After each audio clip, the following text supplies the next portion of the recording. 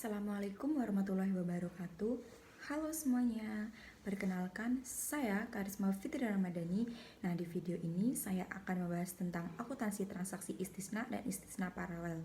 Yuk kita mulai penjelasannya. Nah, dalam video ini saya itu akan menjelaskan pengertian istisna, istisna paralel, ketentuan syariah, rukun transaksi, pengawasan, atur transaksi, contoh kasus hingga kesimpulan. Semoga bisa dipahami dengan mudah ya. Nah, di slide pengertian istisna ini, istisna sendiri adalah akad jual beli berdasarkan pesanan. Nah, pembeli itu memesan barang dengan spesifikasi tertentu, lalu penjual itu membuatkan barangnya tersebut. Nah, pembayarannya bisa dilakukan di awal, dicicil, atau setelah barang itu selesai dibuat. Contohnya, seperti memesan rumah atau bangunan. Sedangkan istisna paralel adalah istisna yang melibatkan pihak ketiga.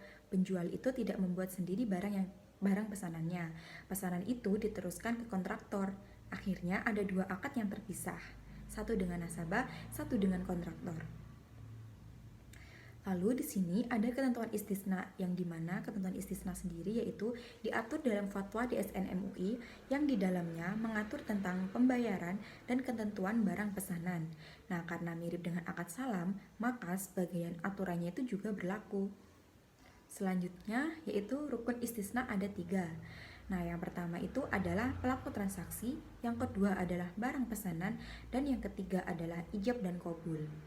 Nah, untuk istisna sendiri, untuk istisna paralel sendiri, akad kedua hanya boleh dilakukan setelah akad pertamanya sah.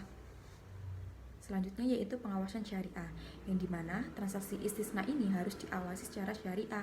Barang itu tidak boleh barang haram, akadnya harus terpisah, dan transaksinya harus dilakukan secara jujur serta sesuai dengan kesepakatan. Selanjutnya ada alur transaksi, yang dimana alur transaksi ini dimulai dari pemesanan oleh nasabah, lalu bank itu memesan kepada kontraktor, barang diproduksi, setelah selesai, barang itu akan diserahkan, dan pembayarannya dilakukan secara bertahap sesuai dengan kesepakatan. Selanjutnya di sini ada studi kasus, yang dimana Dr. Yusila ingin membangun ruang rawat inap. Nah, beliau itu memesan ke bank syariah. Harga bangunannya itu sebesar 150 juta, waktu pengerjaannya yaitu 5 bulan, dan pembayarannya dilakukan 5 kali termin. Nah, ini adalah transaksi istisna yang pertama. Selanjutnya istisna kedua atau paralel, yang dimana misalnya bank kemudian memesan pembangunan kepada PT Torik sebagai kontraktor. Nah, harga bangunannya itu sebesar 130 juta. Nah, waktu pengerjaan 4 bulan 15 hari, pembayarannya itu dilakukan dalam 3 termin. Inilah yang disebut istisna paralel.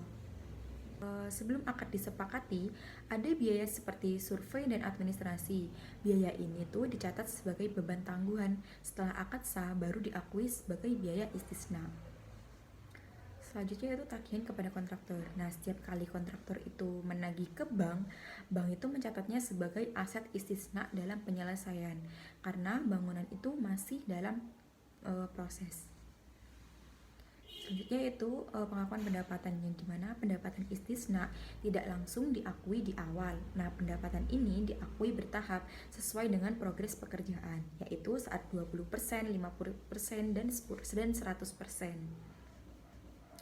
Selanjutnya itu penagihan ke nasabah. Bank itu menagih kepada Dr. Yusila sebanyak 5 kali. Nah, masing-masing sebesar 30 juta rupiah. Setiap pembayaran akan mengurangi piutang dan menambahkan pada kas bank. Jadi, kesimpulannya, istisna adalah akad jual beli berbasis pesanan. Istisna itu memiliki dua bentuk, yaitu istisna biasa dan istisna paralel. Dalam istisna paralel terdapat dua akad terpisah. Pencatatan akuntansinya itu diatur dalam PSAK 104. Nah, demikian penjelasan mengenai akuntansi transaksi istisna dan istisna paralel. Semoga materi ini bermanfaat dan mudah dipahami ya. Terima kasih atas perhatiannya. Wassalamualaikum warahmatullahi wabarakatuh.